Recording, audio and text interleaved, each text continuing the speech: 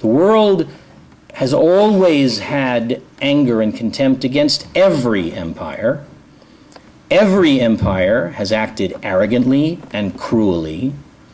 Every empire has faded and then becomes the complainer about the next empire. At the same time, America is more admired than any country in the history of the world. No one, no country is as loved and admired to this moment.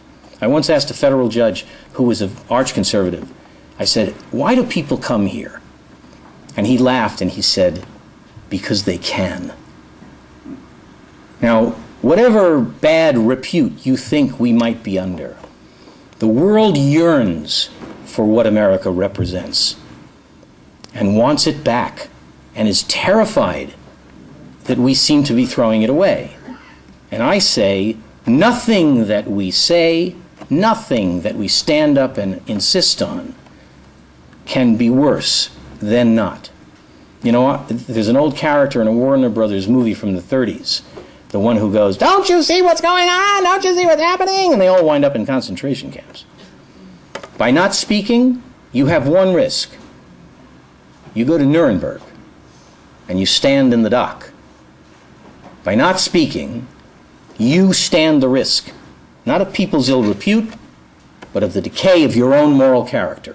Why is it that we now have shows like Cheaters and talk shows which talk about shoving microphones into the faces of newly bereaved parents and making our private lives so public, and no one now is talking about the public issues and making them private?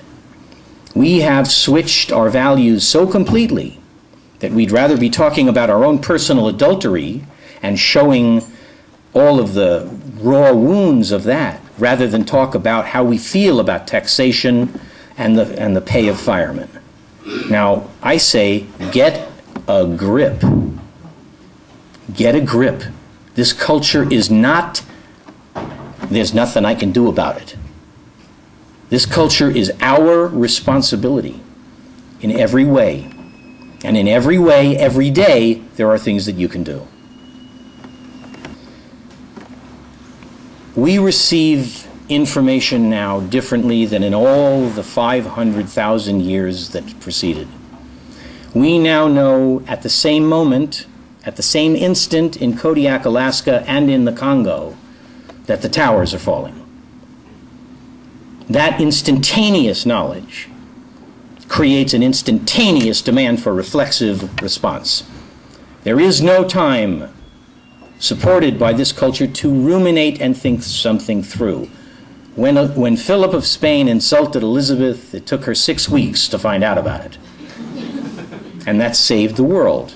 Now, that is the problem, that we have no time, we have no room, we are reflexively responding to the most intricate problems in the most primitive ways.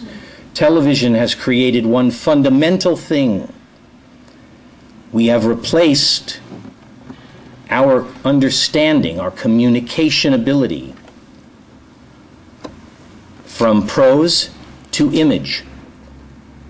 We are trying to explain the intricate natures of the problems that we face through image, which are primitive.